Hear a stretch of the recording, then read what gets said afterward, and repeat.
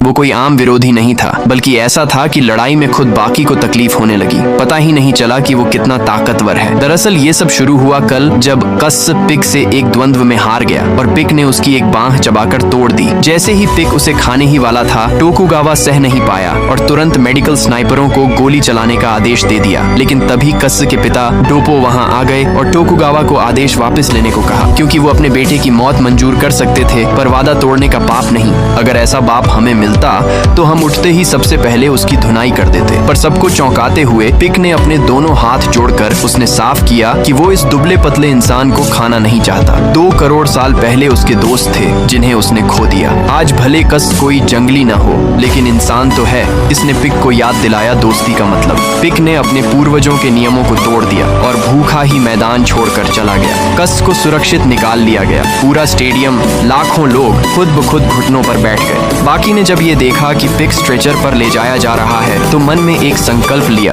एक दिन मैं पिक को हराकर आधुनिक मानवता की इज्जत लौटाऊंगा। कस को जैसे ही पता चला कि पिक ने उसे दोस्त माना है, वो बेहद खुश हो गया। यहाँ तक कि उसके गुरु लियू हेईवांग भी उसकी तारीफ करने लगे। अगर उस वक्त पीछे से डॉक्टर उसे बेहोश न करते तो शायद आज जीवित न होते। पर कस ने कभी घमंड नहीं किया। उसकी जीत में उसका खुद का योगदान था, लेकिन उसके गुरुओं लियू हेईवांग और घुओ हेईवांग का भी। इसी वक्त बाकी हनमा हाथ में फूल लेकर मिलने आया, क्योंकि वो अब कस की अधूरी इच्छा को पूरा करना चाहता था, पिक को हराने की। यूजिरो हनमा को जैसे ही पता चला कि कस को पिक ने मान्यता दी है, वो बेहद खुश हुआ। वो अपने पुराने दोस्त रेत्सुकायो को लेकर सीधा बार पहुंच गया जश्न मनाने। उनकी जश्न मनाने की शैली भी अलग थी। यहाँ तक कि डोपो जैसे वीर भी उन्हें देखकर हैरान रह गए। फिर क्या हुआ, एक बोतल 60 डिग्री की व्हिस्की मंगाई गई और यूजिरो ने बोतल को घुमाकर एक शानदार अर्धवृत्त में ढालते हुए उसे एक ही सांस में पूरा पी गया। वेटर और डोपो अभी इस हैरत से निकले भी नहीं थे कि यूजिरो ने एक और चमत्कार कर दिया। जली हुई मच्छर अगरबत्ती को